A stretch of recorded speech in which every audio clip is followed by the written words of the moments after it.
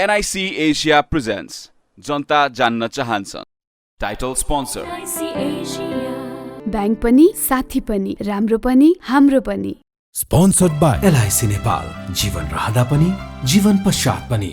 Manaslu World College, a home for future leaders. Chavo Hill, Kathmandu.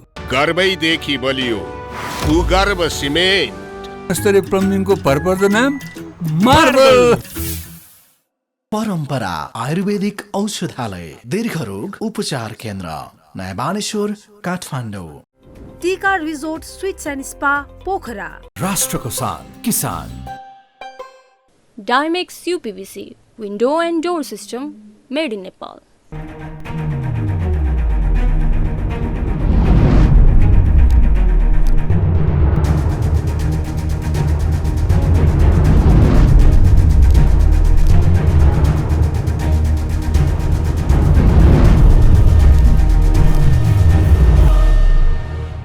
आजको जनता जान्न चाहन्छन् कार्यक्रम हामी नेपालका प्रधानमन्त्री प्रचण्डको भारत भ्रमणपछि चीन भ्रमणको बारेमा परिचर्चा र बहस गर्न चाहन्छौँ। यतिखेर हाम्रो बिचमा दुईजना व्यक्तित्व हुनुहुन्छ। यहाँहरू दुवैजनालाई म कार्यक्रममा स्वागत गर्न चाहन्छु। जनता जान्न चाहन्छन् कार्यक्रममा विनय यादवजी र रमण पाण्डेजी, धन्यवाद। अब तपाईँहरू प्रधानमन्त्री प्रचण्डको भारत भ्रमणको चाहिँ प्रशंसा गरिरहनु भएको छैन, उपलब्धिमूलक भयो भन्ने तपाईँहरूको भनाइ छ। उपलब्धिमूलक हुनुपर्छ, होइन भइसक्यो नि, भ्रमण भएको पनि छ। उपलब्धिमूलक भयो भ्रमण, भारत भ्रमण चाहिँ। त्यसो भए प्रधानमन्त्रीको चीन भ्रमण कस्तो होला? निश्चित रूपले प्रधानमन्त्री यदि चीन जाँदै हुनुहुन्छ भने चीनले पटक पटक हाम्रो राष्ट्रको विरुद्धमा, जसरी हामीले पोखरा अन्तर्राष्ट्रिय एयरपोर्ट अनुदान स्वरूप निर्माणको हाम्रो सम्झौता भएको थियो, तर अहिले आएर पटक पटक चिनिया राजदूतले सार्वजनिक कार्यक्रममा पोखरामा गएर दोस्रो पटक अस्ति जुन अभिव्यक्ति दिनुभयो कि अन्तर्राष्ट्रिय विमानस्थल पोखरा चाहिँ BRI को पार्ट हो भनेर, अन्तर्गत हो भनेर जुन कूटनीतिक मर्यादाको विरुद्धमा गएर उहाँले जुन अभिव्यक्ति दिनुभयो त्यो साह्रै नै निन्दनीय हो। र हैन BRI अन्तर्गत हो नि त पोखरा एयरपोर्ट? बिल्कुल हैन, बिल्कुल हैन। चिनिया राजदूतले त प्रमाणसहित भन्नु हैन, मसँग प्रमाण छ। के प्रमाण छ? मैले परराष्ट्र मन्त्रालयसँग RTI लगाएर दस्तावेजहरू माग गरे। दस्तावेज देखाउनुस् न जनतालाई। एकदम छ, बोलेर मात्र हुँदैन है, एकदम तपाई देखाउनु दस्तावेज। हैन पोखरा एयरपोर्ट कसरी BRI अन्तर्गत होइन भन्छ? देखाउनुस्। बिल्कुल प्रमाण देखाउनुस् है। मसँग परराष्ट्र मन्त्रालयको मेल छ, डकुमेन्ट छ, उसले फरवार्ड गरेको लेटर छ। मैले आज यहाँ अहिले बोकेर ल्याएको छैन, तर परराष्ट्र तपाई पनि झुटको खेती गर्न माहिर। नो नो नो, यदि BRI को पार्ट हो भने तपाईले जसरी भन्दै हुनुहुन्छ, जसरी राजदूतले भने, यदि हो भने उहाँले भन्नु भएको छ नि त, पोखरा अन्तर्राष्ट्रिय एयरपोर्ट भनेको BRI अन्तर्गतै हो। राजदूतले भनेका छन् कूटनीतिक मर्यादाको विरुद्धमा गएर, दुई देशको सम्झौताको विरुद्धमा गएर उनले बोलेका हुन्। हामीले अस्ति गएको सोमबार परराष्ट्र मन्त्री NP साउदजीसँग हामी भेट गरेर बकायदा लिखित डेलिगेसन लिएर गएर हामी भेट गरेका छौँ र ती राजदूतसँग स्पष्टीकरण सोध्न माग गरेका छौँ। भनेको चीनको विरोध गर्नको लागि तपाईलाई कसैले निर्देशन दिएको छ, खटाएको छ? नो नो, हाम्रो राष्ट्रको सरोकारको विषय हो।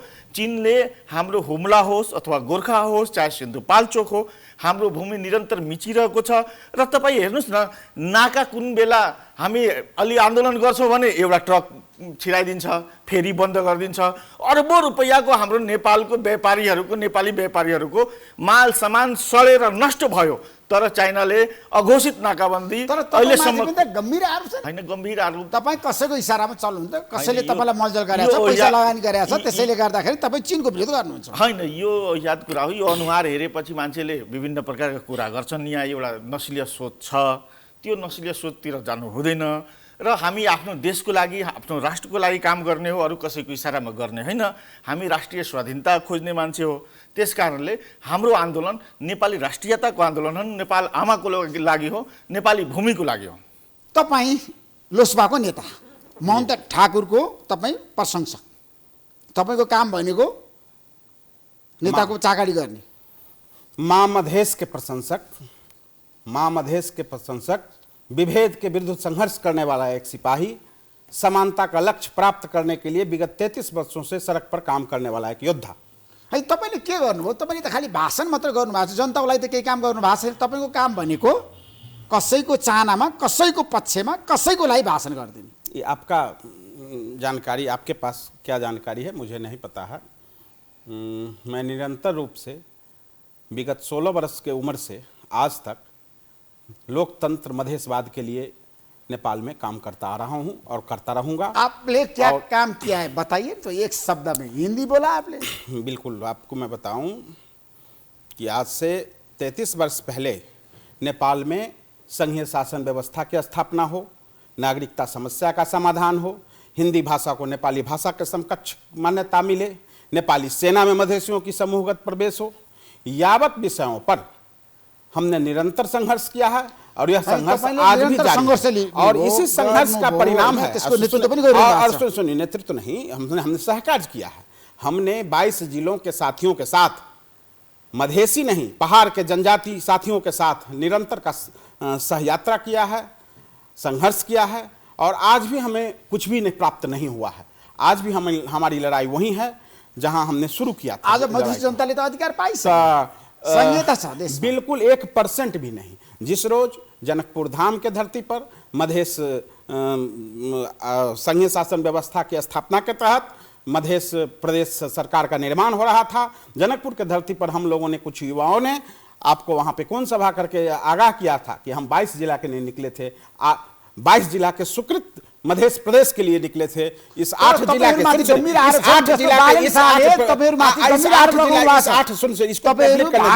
हम लोग 8 जिला के विकृत संहिता के लिए नहीं निकले थे, तो वह भी पूरी नहीं हुई हमारी।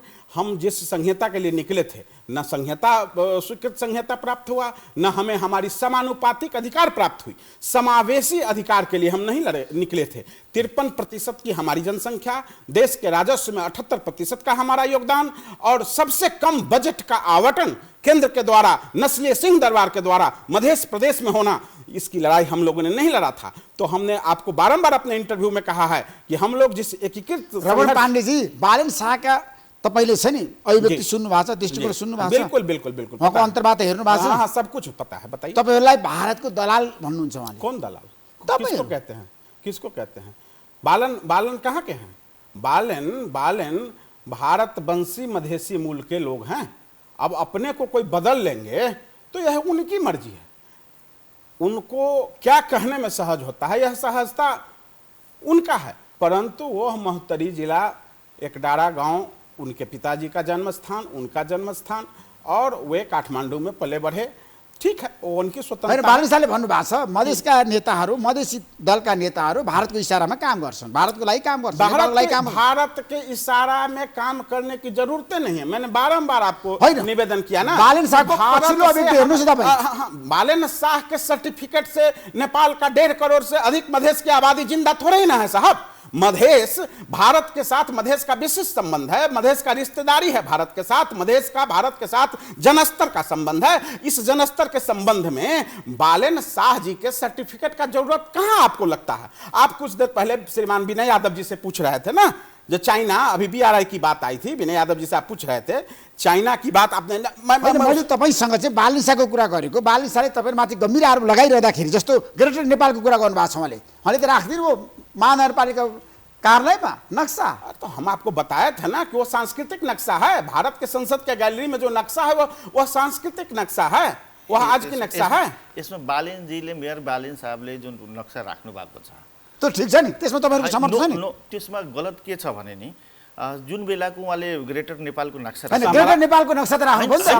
अशोककालीन नक्शा को आप सांस्कृतिक नक्शा को ऐसा मतलब कोई बालन जी का अपने बालन जी लगा लेने से क्या अर्थ होता है? यह मूर्खतापूर्ण।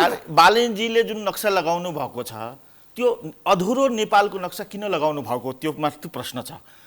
त्यो बेला, जुन बेलाको त्यो उहाँले नक्सा राख्नु भएको छ, त्यो बेला आधी तिब्बत नेपालको थियो र 1915 सम्म तिब्बतबाट ट्याक्स नेपाललाई आइरहेको थियो। त्यो हिस्सा उनले कसको इशारामा नराखेको त्यो नक्सामा? यदि बालन वास्तवमै राष्ट्रवादी हो भने तिब्बतको चाइनाले चाइना बालन शाह राष्ट्रवादी छवि बनाइरहनु भएको छ। नो नो, त्यो किसको राष्ट्रवादी छवि आप कहते हैं? स्मॉल केपी ओली छवि, नस्लियत स्मॉल केपी ओली छवि, अर्को केपी ओलीको जन्म हुँदैछ। क्या होता है राष्ट्रवादी छवि? कि बालन साहबले यदि वास्तवमा ग्रेटर नेपाल चाहेका छ, राष्ट्रिय मुद्दा उठाउनु भएको छ। सिगात्से से लेकर टिंगरा नदी तक का तिब्बत के अंदर का भूभाग, नेपाल का भूभाग उन्होंने कहा नहीं रखा है। उन्होंने कहा नहीं रखा। बालेनजीले तो राख्नु पर्थ्यो नि अंग्रेज से लड़ाई लड़के आप जो है अपना भूमि समाप्त करते हैं और फिर दातव्य में पाके आप भूमि प्राप्त करते हैं। बांके बर्दिया कलाली कंचपुर लगायत का भूमि आपको प्राप्त होता है। और ग्रेटर नेपाल किसको आप कहते हैं? ग्रेटर नेपाल अखंड भारत की बात जहां आई, अखंड भारत के सांस्कृतिक नक्शा से चिढ़ के कपिलवस्तु रूपन्देही नेपालको होइन? बिल्कुल, कहाँ कहते नहीं है। अनि अखण्ड भारतको नक्सा हेर्नु भएको छ तपाईँले? के छ त्यसमा? तो क्या तो आज की बात है। सम्राट अशोक कालीन नक्शा जो सांस्कृतिक नक्शा है वह आज की बात है, वो आज की बात है। भारत ने दावा तो नहीं किया है इस क्षेत्र पर। इसमें के छ कन्फ्यूज करके नेपाल के बालेन साहबले जुन नक्सा राखेका छन् त्यो नक्सामा बालेनजीसँग सोध्नुपर्ने आवश्यकता के छ भने म आज हजुरको च्यानलको माध्यमबाट सोध्न चाहन्छु। उहाँ मेयरको ठाउँमा हुनुहुन्छ, कुर्सीमा हुनुहुन्छ। उहाँले जब ग्रेटर नेपालको नक्सा आफ्नो कार्यकक्षमा राख्दा त्यो बेलाको उहाँलाई के कुरा थाहा थिएन? इतिहास पढेका छैनन्? त्यो बेला हाम्रो नेपाललाई तिब्बतले ट्याक्स बुझाउँथ्यो। त्यो ट्याक्सको आधारमा हामीले मेयरले जुन किसिमको काम गर्नुभएको छ नि पछिल्लो समय भारतीय चलचित्र बन्द गर्ने, नेपाली चलचित्रलाई प्रोत्साहन गर्ने, त्यो त राम्रो काम। भारतीय चलचित्र बंद करने का अधिकार उनको कौन दिया? बालेन जी को भारतीय चलचित्र बंद करने का अधिकार कौन दिया? वो किसी खास हिंदी टेलीफिल्म के एक छोटे से संवाद के कारण सारे हिंदी फिल्मों पर पाबंदी लगाएंगे, यह हैसियत उनको किसने दिया? कहां वह कामयाब हो सका? कहां वह निरस्त हो गया ना। आप बिना मतलब का काम करने जाएंगे। आप इस पर आइए। आप अभी अभी प्रश्न किए थे, बीआरआई की बात आपने किया था, बेल्ट एंड रोड इनिशिएटिव का बात किया था ऋषि धमला साहब। आप देखिए, क्या चाइना को यह पता नहीं था कि नेपाल इस दुनिया का एक गरीब राष्ट्र है, दलित राष्ट्र है? चाइना को पता था और आज आके चाइना दावा कर रही है कि पोखरा एयरपोर्ट हमने बीआरआई के तहत दिया है। ये कितना बड़ा धोखाबाजी है, इतना बड़ा धोखाबाजी। 100 बरस के, हम कहते हैं 100 बरस के बाद भी हमको नहीं लगता है कि पोखरा अंतर्राष्ट्रीय हवाई अड्डा नाफा में जा सकेगा, नाफा में जा सकेगा। तो क्या चाह रही है चाइना? क्या चाह रही है चाइना? नेपाल को ऋण जाल में फंसाना, श्रीलंका और पाकिस्तान के तरह।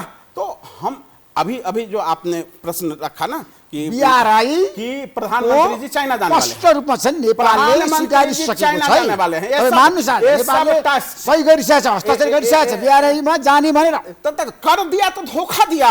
जैसे कोसी बेचा, गंडकी बेचा करना, वैसे ही यह धोखा है नेपाल के साथ। यह किसी ने किया है तो यह धोखा है नेपाल के साथ, नेपाली जनता के साथ धोखा है। यह बीआरआई नेपालको लागि चाहिँदैन, नेपालको विकासको लागि चाहिँदैन। अनुदान सहयोग में जिस तरह से भारत आपको 70% से अधिक विकास अनुदान देती है, आप यदि नेपाल के हित चिंतक हैं, चाइना यदि नेपाल के हित चिंतक हैं, तो भारत के तरह ही दुनिया के अन्य राष्ट्र और चाइना भी अनुदान सहयोग करे। तब हमारा हित चिंतक हमको ऋण जाल में फंसाने का काम करेगा और हमारे नेताओं को बुला के कुछ नेताओं का पांडे जी तपाईँको काम कुछ नेताओं का भरण पोषण करके भारतलाई खुसी पार्ने कुछ न हम क्यों किसी को खुशी करेंगे? आपको मैं बताऊं कि कुछ नेताओं को का व्यक्तिगत भरण पोषण करके और टास्क के तहत प्रधानमंत्री हो कि कोई भी नेता हो, यदि वो बीआरआई का समर्थन करते हैं तो वो चाइनीज टास्क को पूरा करते हैं। मेरा स्पष्ट अभिव्यक्ति है। बीआरआई का चाइनीज टास्क को पूरा करने वाला नेपालको छ नि प्रधानमन्त्रीले तत्कालीन प्रधानमन्त्री भनिसकेका छ।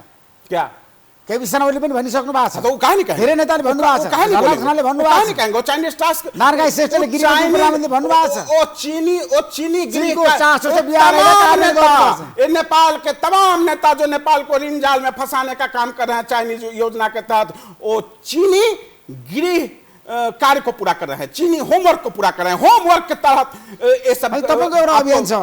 त्यो अभियान भनेको तपाईले जहिले पनि चीनको लागि विरोधको लागि गाली गर्नको लागि सुरु गरेको अभियान हो हैन?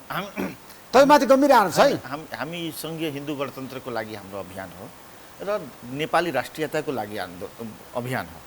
चीनले पटक हेर्नुहोस्, हामीले तातो नाका बन्द हुँदा, तातो पानी नाका बन्द हुँदा, केरुङ नाका बन्द हुँदा हामीले आन्दोलन गऱ्यौँ। चाइनाले प्रेस विज्ञप्ति जारी गर्यो कि नाका बन्द छैन, 2 गाडी छिराइदियो, त्यसपछि फेरि बन्द गरिदियो। अस्ति राजदूत गएको, नेपाली राजदूत गएको चाइनामा 8 महिना भइसक्दा पनि ओहदाको प्रमाणपत्र बुझेको थिएन। हामीले आन्दोलन गर्दा बल्ल तल्ल अहिले भर्खर ओहदाको प्रमाणपत्र बुझिदियो। के चाइनालाई सबै काम गराउनको लागि हामी आन्दोलन नै गर्नुपर्छ र यी नेताहरू पनि सुध्रिनु आवश्यक छ? हामीले आन्दोलन गरेपछि नेपाल सरकारले हुम्लाको जो भूभाग 12वटा बिल्डिङ बनाएर क्याप्चर गरेको छ चाइनाले, हामीले आन्दोलन गरिसकेपछि मात्रै अनुगमन समिति। तपाईँको आन्दोलनलाई कसले मजल गरिरहेको छ, कसले लगानी गरिरहेको छ? नेपाली जनताले गरिरहेको छ। तपाईँसँग त्यति धेरै पैसा कहाँबाट आउँछ? पैसै खर्च हुँदैन आन्दोलनमा, सडकमा उभिनको लागि कहीँ पैसा खर्च हुन्छ? यादवजी, पैसा बिना आन्दोलन हुन्छ? हुँदैन।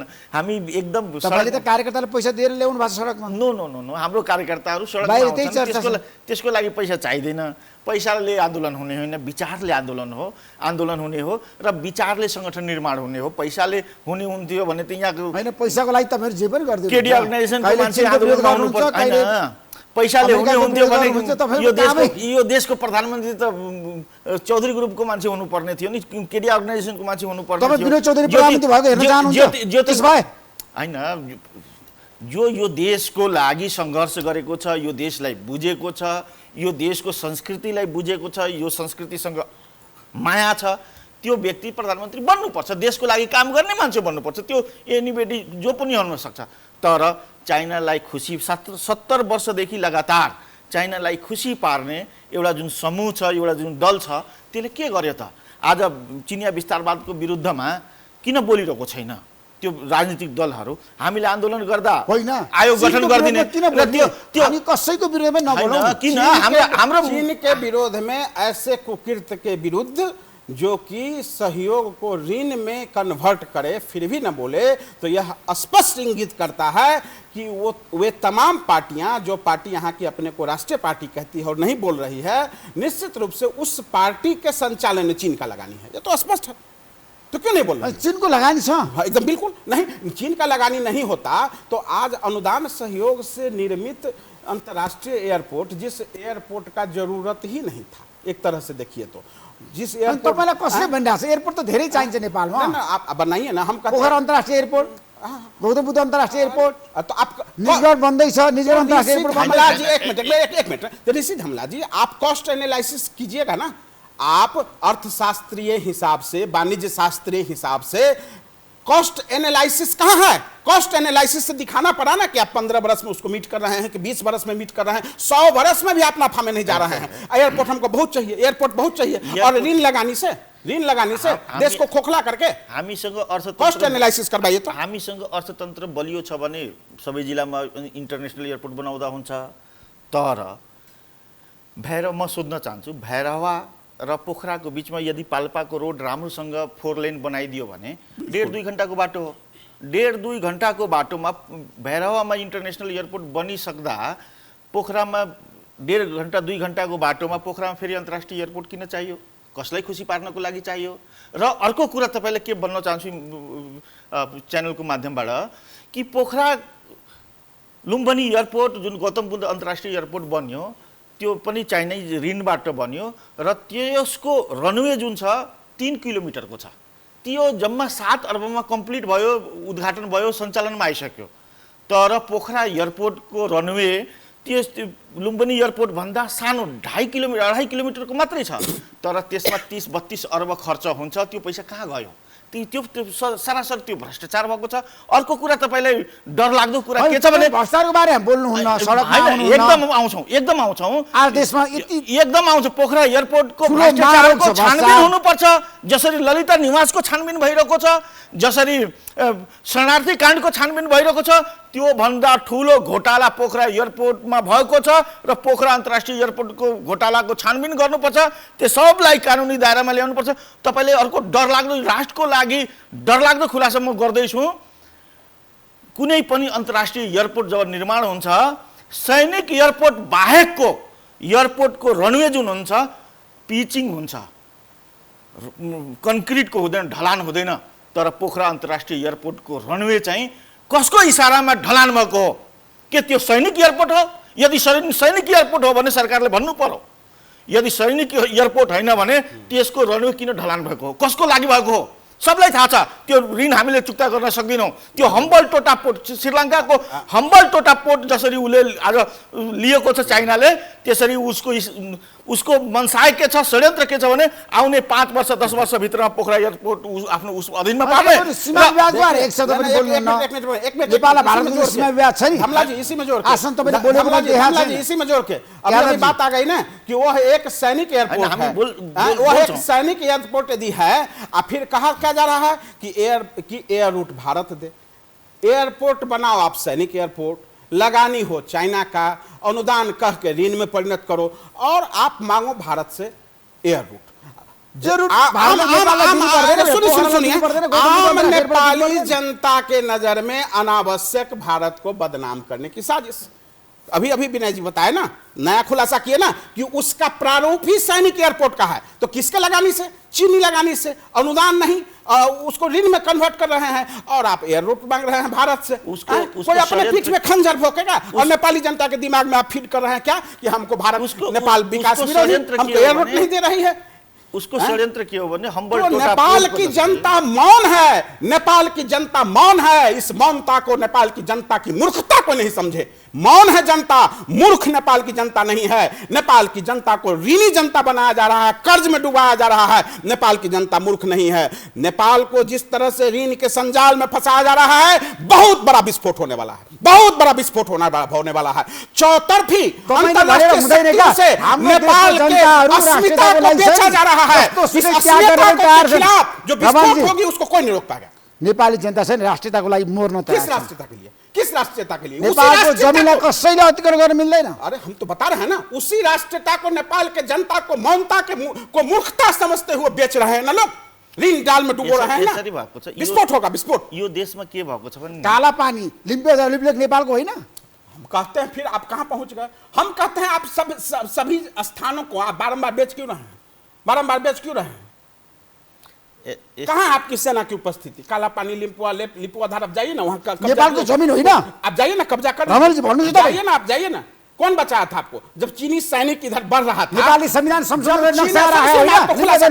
जब चीनी सैनिक नेपाल की तरफ बढ़ रहा था तो राजा महेंद्र ने अनुनय विनय करके भारत से सहयोग लेके कैंप खड़ा करवा के वहां पर आपको आपके भूमि को वहां रक्षा किया गया। उस वक्त आपको बहुत अच्छा लगा था, उस वक्त आपको बहुत अच्छा लगा था। आपके कब्जा में होता ना आपका भूमि। लिम्पिया कालापानी नेपालको हो गएन? बिल्कुल नहीं, बिल्कुल नहीं। कहां से होता तो वहां पर आपका सैनिक कैंप है। नेपाल का कहां है सैनिक कैंप? कहां कुछ है? कहां? तपाईं त राष्ट्रघाती मान्छे रहेछ। कौन राष्ट्रघाती? देशद्रोही। मेरा राष्ट्रीयता मधेसी राष्ट्रीयता है। मधेसी राष्ट्रीयता वाले रमन पांडे बारंबार आपके पास बैठता आया है, स्पष्ट है। तो इसमें क्या है? मधेसी राष्ट्रीयता का रमन पांडे के गरेको छ नि 70 वर्षदेखि राजा महेन्द्रको कार्यकालदेखि के भएको छ भने यहाँ भारतको विरुद्धमा माहौल खडा गरेर भारतको डर देखाएर नेपाली जनतालाई तर्साएर यहाँ कम्युनिस्टहरूले चीनलाई नेपाल तिब्बतीकरण बनाउनमा सहयोग गरेका छन्। तपाईले विगतमै हेर्नुहोला, नेपाल कम्युनिस्ट पार्टी हुँदा, जब सबै कम्युनिस्टहरू एक ठाउँमा हुँदा नेपाली कम्युनिस्ट पार्टीलाई चाइनिज कम्युनिस्ट पार्टीले प्रशिक्षण दिन्छ हैन। तपाईले जुन उहाँसँग सोध्नुभयो नि कम्युनिस्ट पार्टीलाई चाइनाले फन्डिङ गरेको हो, यो के अस्पष्ट हुन्छ? नेपाली कांग्रेसलाई त कसैले प्रशिक्षण, विदेशी कुनै पार्टीले प्रशिक्षण दिएको छैन। तर कम्युनिस्ट पार्टी तर केपी शर्मा प्रचण्डले भन्नुभएको छ सबै कम्युनिस्ट मिल्नुपर्छ। हैन, मिल्नुपर्छ, मिल्नुहोस्। उनी बोले होंगे, अरूको इशारा मिल्नु हुँदैन। उनके गुरुजी चाइनाको लागि मिल्नु हुँदैन। मिल्नु से होता है। पार्टी नफुटे। प्रधानमन्त्री प्रचण्डले भन्नुभयो ना, समाजवादी मोर्चा बनाइसकेपछि म नेपाल कम्युनिस्ट पार्टीलाई विरुद्ध हुन चाहन्छु। हां, ठीक बोले ना, ठीक बोले ना, ठीक बोले। अरूको लागि हैन, कम्युनिस्ट पार्टी कांग्रेस को साइज में रखने के बोले, ठीक करते हैं, एक दूसरे को साइज में रखें। इससे हम मधेसी को बहुत लेना देना नहीं इस देश में। तो प्रधानमंत्री ने तपाईँको समर्थन छ? ये हम लोगों का विषय नहीं। इस देश में कांग्रेस क्या करती है, कम्युनिस्ट क्या करते हैं, मधेश का विषय ही नहीं। ये जाति ही दो, संप्रदाय ही दो, विषय ही। अब तपाईहरु सत्तामा हुनुहुन्छ, रमन जी तपाईको पार्टी पनि सत्तामा छ, आज बर्मलुट गरिरहेछ, कमाइरहेछ, जनताको लागि के गरेछ तपाईहरुले? कौन सत्ता में है? कौन सत्ता में? तपाईको पार्टी लोसपा कौन सत्ता में है? सरकारमा छैन? बिल्कुल है सत्ता में है, बिल्कुल है सत्ता में। भ्रष्टाचार गर्नु भएको छ, बिल्कुल सत्ता कमाउनु भएको छ, कुम्ल्याउनु भएको छ। लेकिन सत्ता में रहने का अर्थ यह नहीं है कि मधेश के शोषण में हम भी सहभागी हैं। हम मधेश को अधिकार संपन्न करने के लिए वहां लड़ाई लड़ रहे हैं। यद्यपि हमें सत्ता में नहीं होना चाहिए था, यह मेरा दृष्टिकोण है। सरकार में जानु हुँदैन पार्टी। मेरा दृष्टिकोण शुरू से रहा है कि सड़क पर जब तक हम अधिकार संपन्न नहीं हो जाएं तब तक हमें सत्ता की राजनीति नहीं करनी चाहिए, हमें सड़क और सदन की राजनीति करनी चाहिए। और पार्टी के अंदर भी हम 30 वर्षों से बात बोलते आए हैं, ये होना चाहिए। सत्ता और संघर्ष दो पृथक और भिन्न विषय हो। विनय यादवजी, अब एउटा कुरो बताउनु स्पष्ट रूपमा जनतालाई। अब तपाईँहरूले जसरी BRI अन्तर्गत पोखरा अन्तर्राष्ट्रिय एयरपोर्ट बनेको होइन भने भनिरहनु भएको छ। नेपाल सरकारले पनि भनेको छ। हिजो पनि पर्यटन मन्त्रीको ऊ आइरहेको थियो कुराकानी कि BRI को पार्ट होइन। नेपाल सरकारको सम्झौता जुन गरेको छ चाइनासँग एयरपोर्टको सन्दर्भमा त्यसमा कतै BRI को उल्लेख छैन। र आज आएर चाइनिजहरूले एकाएक BRI को पार्ट हो भनेर जुन हामीमाथि लाद्न खोजेका छन्, यो दुर्भाग्यपूर्ण हो। यो कूटनीतिक मर्यादाको विरुद्धमा राजदूतले कुरा गरेका छन्। त्यस्ता राजदूतलाई हामीले अस्ति पनि हाम्रो परराष्ट्र मन्त्रीजीसँग त्यही कुरा अधिकार त मलाई छैन क्या। नो डिप्लोमेटिक नोट माग्नुहोस्, स्पष्टीकरण सोध्नुहोस् त्यो राजदूतसँग किन यसरी बोलेको। तपाईँले भन्ने होइन, सरकारले गर्छ नि, तपाईँले दबाब दिनु हो र। सरकारलाई त दबाब दिने हो नि। कूटनीतिक मर्यादा चाहिँदैन। एकदम हामी त यो देशको जनता हो नि, हामी यो देशको नागरिक हो नि। हामी यो देश आफ्नो सरकारमाथि दबाब दिन नमिल्ने, आफ्नो सरकारमाथि दबाब दिन नमिल्ने, यो कहाँको हुन्छ। त्यसकारणले हामी आफ्नो सरकारलाई दबाब दिन खोजेका छौँ र त्यस्ता राजदूत जो दुई देशको सम्झौता को विरुद्धमा जुन राजदूतले यहाँ आएर हाम्रो टाउकोमाथि लाद्न खोजिरहेका छन् नेपाली जनताको। प्रधानमन्त्री प्रचण्डले जसरी अहिले चाहिँ नेपाल भारत सम्बन्धको लागि अथवा नेपाल चीन सम्बन्धको लागि काम गरिरहेको त्यसमा तपाईँहरूको विरोध छैन? होइन, प्रधानमन्त्री जे गर्नु ठिक गर्नु भएको छ। होइन, हाम्रो देशको लागि हुने कुरामा निश्चित रूपले हाम्रो छिमेकीहरूसँग साथ चाहियो। तर हाम्रो भूमि मिचेको ठाउँमा प्रधानमन्त्री यदि चीन जाँदै हुनुहुन्छ भने म आग्रह गर्छु कि गएर चाहे त्यो हुम्लाको जग्गा होस्, चाहे त्यो रुई गाउँको कुरा होस्, अथवा त्यो BRI जुन हामी टाउकोमाथि हाम्रो नेपाली टाउकोमाथि लादिरहेको छ चाइनाले, ती विषयहरूमाथि गएर खुलेर चाइनासँग उहाँले कुरा गरेर राख्नुहुन्छ। र अर्को कुरा, अस्ति जुन ताइवानसँग जुन उसको बिहेभियर छ चाइनाको, त्यस्तै बिहेभियर हामीसँग पनि गर्न खोजिरहेको छ। दुनियाँलाई थाहा छ सगरमाथा नेपालको, पुरै दुनियाँलाई थाहा छ। तर आधी शिखरदेखि आधी उत्तरतर्फको सगरमाथा आज चीनको कब्जामा छ। त्यसको सैनिक बेस क्याम्प छ, 5G टावर छ। त्यसको विषयमा प्रधानमन्त्रीलाई म आग्रह गर्दैछु, यदि उहाँ चाइना जाँदै हुनुहुन्छ भने यो कुरालाई उहाँले उठाउनुहुन्छ। यदि यो कुरा सबैलाई उठाउन सक्नुहुन्न भने उहाँको चाइनाको भ्रमणको कुनै औचित्य छैन, कुनै औचित्य छैन। त्यो चाइनिजहरूलाई खुसी पार्नको लागि जानु आवश्यक छैन। आफ्नो कुरा स्पष्ट आँखामा आँखा जुदाएर चाइनिजहरूसँग यदि प्रधानमन्त्री राख्न सक्नुहुन्छ भने चाइना जानु स्वागत हो। प्रधानमंत्री जैसे भारत गए थे और सफलतम भ्रमण करके भारत से वापस आए हैं, एक सौहार्दपूर्ण भ्रमण हुआ, अच्छी भ्रमण हुई।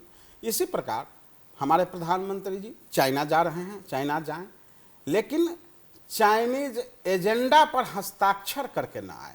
हमने बार बार निवेदन किया है कि ऐसा कोई सगा नहीं जिसे चाइना ने ठगा नहीं। इतनी बड़ी हिमाकत आप देखिए, जो कि अनुदान को ऋण में कन्वर्ट कर दिया, गरीब राष्ट्र जानते हुए। तो इस पर स्टैंपिंग करके हमारे प्रधानमंत्री नहीं लौटे। हमारे प्रधानमंत्री नेपाल के समृद्धि के लिए, नेपाल के विकास के लिए, नेपाल के सुख के लिए, नेपाल के जनता के संपूर्ण विकास के लिए उस तरह का वार्ता करके उस तरह के कूटनीतिक मर्यादा से वहां पर अपनी विषय को रखें और लौटें, ताकि नेपाल की समृद्धि हो। यदि वे चाइनीज एयरपोर्ट को BRI के बेल्ट एंड रोड इनिशिएटिव के तहत उसको मान्यता दिला के आते हैं, तो प्रधानमंत्री जी का यह बहुत ही गलत कदम होगा। इस पर उनको सजग और सचेत रहना चाहिए और सफलतम भ्रमण करके वापस आना चाहिए, मेरा यही कहना है। इसमें कोई धोखाबाजी नहीं हो। बहुत विषय यह कह दिए, बहुत सारा विषय है। आज काठमांडू के धरती पर वास्तव में देखें तो हमारा जो नेपाल का भूमि अतिक्रमित भूमि है उत्तर की तरफ से, उसके बारे में न कोई एजिटेशन होता है, न कोई प्रदर्शन होता है, न कोई मीडिया पत्रिका लिखती है। इन तमाम विषयों के बारे में जो रुई गांव की बात आई है, हमारा माउंट एवरेस्ट का बात आया है, उत्तर की तरफ से बेस कैंप का बात आया है, इन तमाम विषयों पर वहां पर अपनी स्पष्ट दृष्टिकोण रखते हुए और उसके बारे में ब्लैक एंड व्हाइट में बात करके आना चाहिए। ब्लैक एंड व्हाइट में नेपाली जनता को सुसूचित करना चाहिए कि अपने स्टैंड को रखना चाहिए, तब जाके और इन तमाम बातों को रखने वाले नेता ही राष्ट्रवादी नेता होंगे। नहीं तो ढुलमुल नीति वाले वो निश्चित रूप से चाइना का रबर स्टाम्प बन के यदि काम करेंगे तो हमने कहा ना, फिर से दोहरा दूं कि यहाँ का जनता मौन है, मूर्ख नहीं। जस्तो ललिता निवास जग्गा प्रकरणमा चाहिँ तपाईँहरूको स्ट्यान्ड के हो, अडान के हो? होइन, कुनै पनि दोषीलाई कारबाही गर्नुपर्छ भन्ने हो? बिल्कुल, यदि पूर्व प्रधानमन्त्रीहरूलाई पनि बिल्कुल यदि भ्रष्टाचार भएको छ भने त्यसको निष्पक्ष छानबिन गरेर दोषी जति छन्, चाहे त्यो प्रधानमन्त्री हुन् अथवा राष्ट्रपति हुन् अथवा राजा हुन्, सबलाई कटघराको भित्र ल्याएर थुन्नुपर्छ। राष्ट्रको सम्पत्तिलाई कसैले खेलवाड गर्नु हुँदैन। तपाईँले एउटा अरू पनि भन्छु, यो पर्सनल, यो काठमाडौँको जनतालाई कम्युनिस्ट सरकारले कसरी चाइनालाई खुसी पार्नको लागि आफ्नो देशलाई डुबाएको छन्, यो काठमाडौँलाई एउटा प्रमाण छ। यहाँ जानुहोस्, यो ट्युबभन्दा माथि ड्राइपोर्ट बनेको छ। कुनै पनि देशमा ड्राइपोर्ट कहाँ बन्छ? कस्टम भइसकेपछि माल सामान राख्नको लागि ड्राइपोर्टको आवश्यकता हुन्छ। जसरी वीरगन्जमा ड्राइपोर्ट छ, विराटनगरमा ड्राइपोर्ट बन्दैछ। तर काठमाडौँको सहरमा ड्राइपोर्टको के आवश्यकता? उसले चाइनाले भनिदियो म केरुङबाट काठमाडौँ रेल ल्याइदिन्छु, रेल केरुङमा पुगेको छैन तर यहाँ ड्राइपोर्ट बनिसक्यो। त्यो ड्राइपोर्ट गएर हेर्नुहोस्, त्यो ड्राइपोर्ट बनिसकेको छ र त्यो खाली ड्राइपोर्ट उभिया छ। सेतो हात्ती जस्तो त्यो ड्राइपोर्टमा कुनै काम छैन, न त्यसमा माल छ न केही छ, सामान छ। त्यो ड्राइपोर्टको पैसा कसरी आउँछ? त्यो ड्राइपोर्टको सञ्चालनमा खर्च लाग्ने खर्च कसले दिन्छ? अब त्यो राष्ट्रलाई क्षति भइरहेको छ, देशलाई लोन डुबाइरहेको छ। यस्ता कम्युनिस्टहरूले चाइनालाई खुसी पार्नको लागि, कमिसन खानको लागि त्यस्ता निर्माणहरू गरेका छन् जुन यो राष्ट्रघाती काम हो। धमला जी, ललिता निवास प्रकरण की बात आप अच्छी बात उठाए। समस्या इस देश में एक ललिता निवास का नहीं है। आप देखिएगा कि इस देश में, खास करके मैं जनकपुर धाम से आता हूं या और भी जगह का बात बताऊं, जनकपुर में हजारों लाखों भ्रष्टाचार भएको छ, बोल्नुहुन्छ? एक मिनट मैं बता दूं आपको, मैं अपने खुद ना इस विषय पर नेताले कति भ्रष्टाचार गरेछ तपाईं एक शब्द विरोधमा बोल्न सक्नुहुन्छ? एक मिनट में मैं आपको 1 मिनट में बता दूं साहब कि जनकपुर धाम इतनी बड़ी एक धार्मिक सांस्कृतिक नगरी जनकपुर धाम, जिस जनकपुर धाम में यदि आप जाएंगे तो हम लोग तो चाहते हैं कि जनकपुर धाम मदिरा मांस मुक्त क्षेत्र हो। फिर भी जनकपुर धाम में ललिता निवास के तहत ही हजारों बिघा गुट्ठी का जमीन, जिसको गलत कागज बना के, गलत मोही खड़ा करके, जबकि आज से 53 साल 51 साल के बाद मोही लगने का नियम ही नहीं है, और अवैध तरीका से बिना लाल पुर्जा का हजारों घर जनकपुर में गुट्ठी की जमीन पर बना हुआ है। इसको भी खाली करवाने की जरूरत है। हम कहते हैं नेपाल सरकार, गुट्ठी का संपत्ति जमीन नेपाल सरकार का संपत्ति है। गुट्ठी का जमीन खाली रहेगा तो कल आप वहाँ चिल्ड्रन पार्क बना सकते हैं, कल वहाँ पे कोई हेल्थ सेंटर बना सकते हैं, कोई विकास परियोजना को ला सकते हैं, ले जा सकते हैं।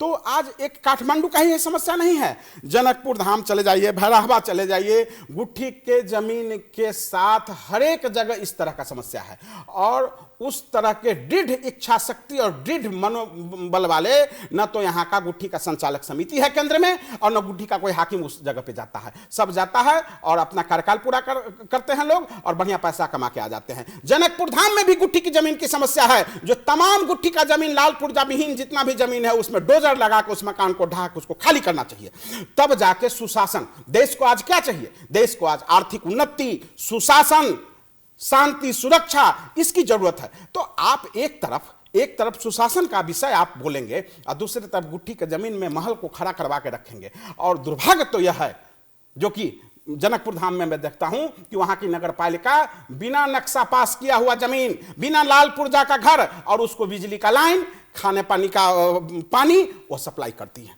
यह क्या है? यह विरोधाभास है।